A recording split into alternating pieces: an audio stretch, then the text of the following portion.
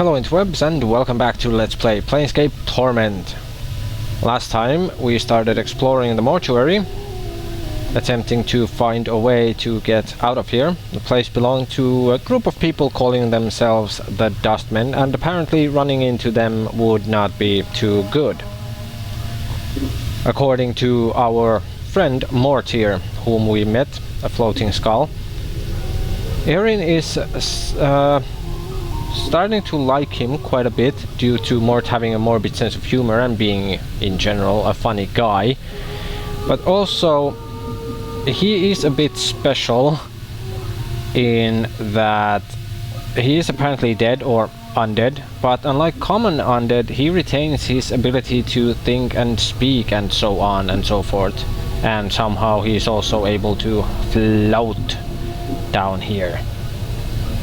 This evokes further fascination in Erin towards him, so I have a feeling Mort will be staying with us for quite a while unless something really big happens to change Erin's opinion of him or end the fascination slash curiosity, but that would have to be something pretty big and bad. Anyway, we found this guy sitting in front of a giant book and decided that we will go talk to him. We will take our chances and see if they all react in the way Mort suggests they would, especially as we don't really have any clue on anything, not of this place or where to go, what to do, how to get out of here, so we will risk it and see what happens if we try to engage in conversation with this scribe, maybe. Of course, Erin doesn't know his name yet, which is Dhall, but yeah, let's chat with him. This scribe looks very old. His skin is wrinkled and has a slight trace of yellow, like old parchment. Charcoal grey eyes lie within an angular face, and a large white beard flows down the front of his robes like a waterfall. His breathing is ragged and irregular, but even his occasional coughing does not slow the scratching of his quill pen. Greetings. Whoa, Chief, what are you doing? Well, I was going to speak with the scribe. He might know something about how I got here. Look, rattling your bone box with Dusty should be the last thing. Before Mort can finish his rant, the scribe begins coughing violently. After a moment or two, the coughing spell dies down and the scribe's breathing resumes its ragged wheeze. I would have done a fake cough, but I would only end up breaking my throat with that. I can't really do a fake one. And we especially shouldn't be swapping the chant with sick Dusties. Come on, let's leave. The quicker we give this place the laugh, the better. The weight of years hangs heavy upon me, restless one. And the scribe's grey eyes flickered to Erin before Mort could finish. He places down his quill. But I do not yet count deafness among my ailments. Restless one? Do you know me? Know you? There is a trace of bitterness in the scribe's voice as he speaks. I have never known you, restless one, no more than you have known yourself. For you have forgotten, have you not? Who are you? As always the question, and the wrong question, as always. He bows slightly, but the movement suddenly sends him into a bout of coughing. I am Dhall. Well met, Dhall. Perhaps you can answer some questions for me. Updated my journal. Very well. What did you wish to know? Well, Erin is selfish enough that in this situation his first question would definitely be about himself. Do you know who I am? Updated my journal. I know scant little of you, restless one. I know little more of those that have journeyed with you, and who now lie in our keeping. I ask that you no longer ask others to join with you, restless one. Where you walk, so walks misery. Let your burden be your own. And there are others who have journeyed with me, and they are here. Updated my journal. Do you not know the woman's corpse interred in the memorial hall below? I had thought that she had traveled with you in the past. He looks like he's about to start coughing again, but then catches his breath. Am I mistaken? Well, I wouldn't know. We haven't been down there, so... Where is her body exactly? The Northwest Memorial Hall on the floor below us. Check the biers there. Her name should be on one of the memorial plaques. Mayhap that will revive your memory. Maybe. Well, you said there were others. Who else is here? Doubtless there are, but I know not their names, nor where they lie. One such as you has left a path many have walked and few have survived. Dhall gestures around Erin. All dead come here. Some must have traveled with you once. Well, I find no fault with your reasoning. I had some other questions, though. Okay, then. My voice got stuck in Dhall mode. What is this place? You are in the mortuary, Restless One. Again you have come. Before he can finish, Dhall breaks into a fit of coughing. After a moment, he calms himself and his breathing resumes its ragged wheeze again. This is the waiting room for those about to depart the shadow of this life. Why are you calling me the Restless One?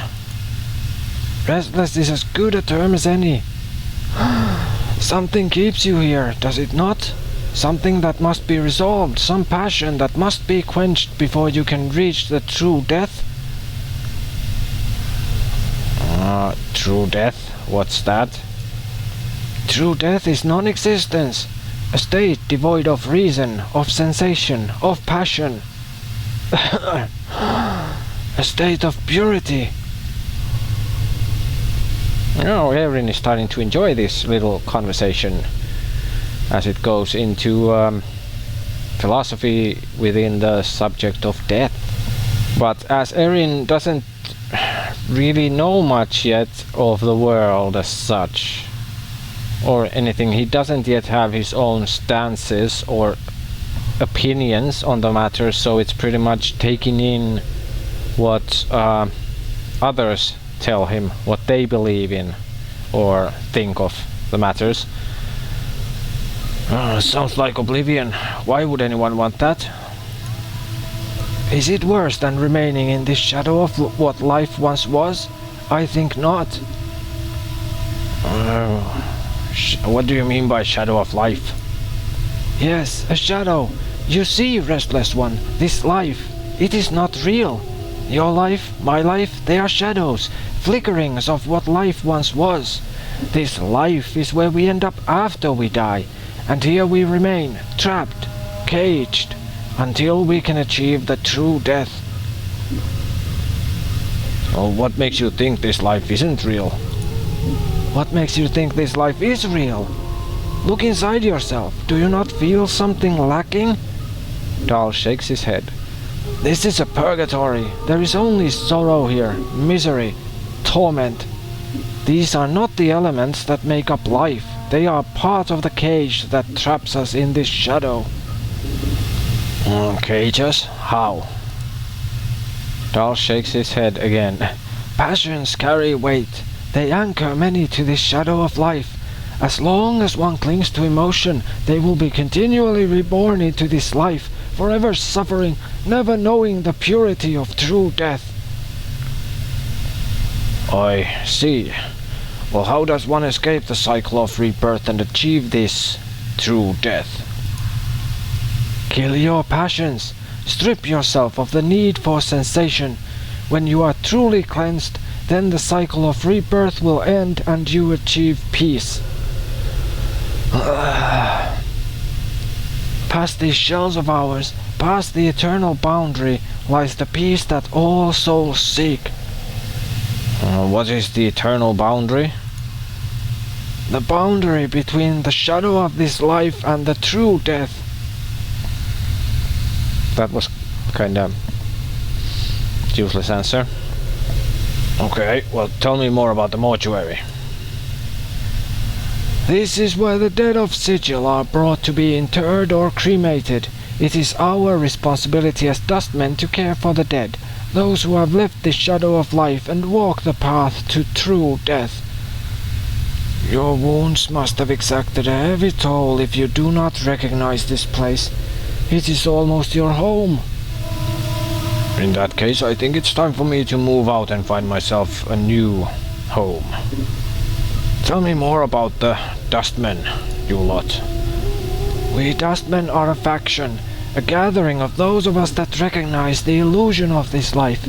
We await the next life and help others on their journey. Well, perhaps you can explain why the Dustmen want me dead. It is said that there are souls who can never attain the true death. Death has forsaken them, and their names shall never be penned in the dead book. To awake from death, as you have done, suggests you are one of these souls. Your existence is unacceptable to our faction. So it is starting to look like we have actually died. And most likely not only once. That is of course what Erin knows. Unacceptable? That doesn't sound like it leaves me in a good position. You must understand, your existence is a blasphemy to them. Many of our faction would order you cremated, if they were aware of your affliction. Well, if they are not, how are you? And how can you be certain that I die? Maybe I've just been lucky. Besides, you're a dustman, but you don't seem to be in favor of killing me. Why not? Because forcing our beliefs upon you is not just. You must give up the shadow of life on your own, not because we force you to. Dhall looks about to break into another coughing jag, but he manages to hold it in with some effort. As long as I remain at my post, I will protect your right to search for your own truth. Well, what's your post? I am a scribe, a cataloger of all the shells that come to the mortuary. As long as the stream of corpses flows through the mortuary, I shall remain at my post. I see. Okay, well, do you know how did I get here? Dhall snorts in contempt as if he finds the memory repugnant. Your moldy chariot ferried you to the mortuary, restless one. You would think you were royalty based on the number of loyal subjects that lay stinking and festering upon the cart that carried you.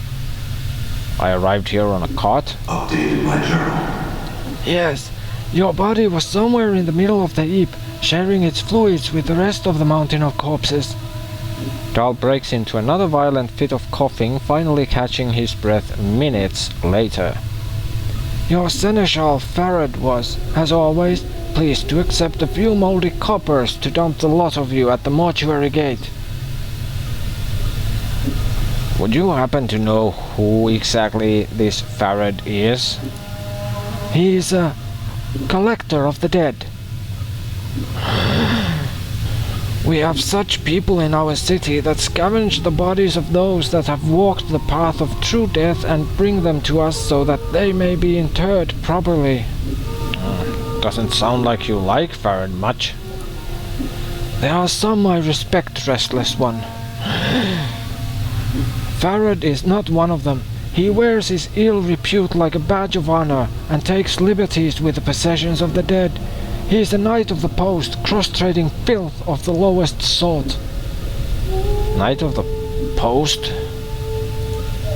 Knight of the living posts. A knight of the post. A thief. All Farad brings to our walls comes stripped of a little less of their dignity than they possessed in life. ferret takes whatever he may pry from their stiffening fingers. Interesting. Did this ferret take anything from me? Most likely. Are you missing anything, especially anything of value? Not that ferret would take exception to anything that wasn't physically grafted to your body, and sometimes even that's not enough to give his greedy mind pause. Well, I am missing a journal. A journal? If it was of any value, then it is likely it lies in ferret's hands. And someone anticipated it, probably because of the information tattooed, or from what it sounded like when Mort was mentioning it, carved into Erin's back. Do you know where I can find this ferret? If events persist as they have, Restless One, you have a much greater chance of ferret finding you and bringing you to us again before you find whatever ooze puddle he wallows in this time. Well, nevertheless, I must find him. A slight warning creeps into Dhall's tone. Do not seek out ferret, Restless One.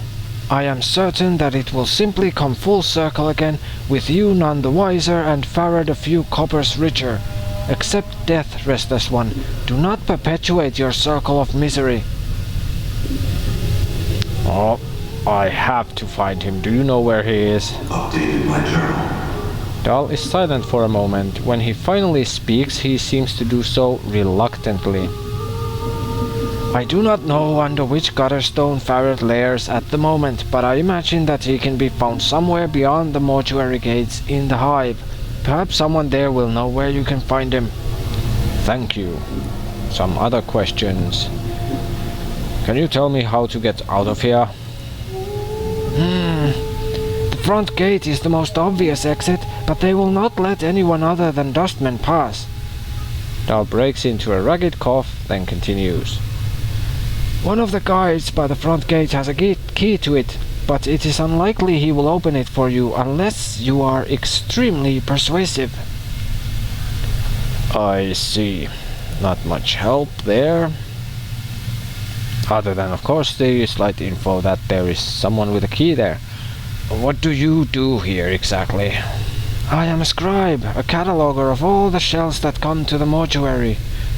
He coughs again, then takes a deep breath. As long as the stream of corpses flows through the mortuary, I shall remain at my post. I see. Well, seeing as Dhall is helping us, going against his faction, so to speak, there a bit, and kind of giving the image that this isn't the first time he's helped us, Erin would return the favor in this case, so he would definitely ask about his fits of coughing. Soundil, are you not well? I am close now to the true death, Restless One. It will not be long before I pass beyond the eternal boundary and find the peace I have been seeking. I tire of this mortal sphere. The plains hold no more wonders for one such as I. Oh, are you certain? There might be some way I could help you. I do not wish to live forever nor live again, Restless One. I could not bear it. So be it then. Thank you for the help in any case. Farewell, Dhall. As Erin turns to leave, Dhall speaks. Know this, I do not envy you, Restless One. To be reborn as you would be a curse that I could not bear. You must come to terms with it. At some point your path will return you here. It is the way of all things flesh and bone. Then perhaps we will meet again, Dhall. Maybe we shall. Well, there was some useful info there, and Erin enjoyed finding out about the philosophy of the dustmen, about the true death and all that.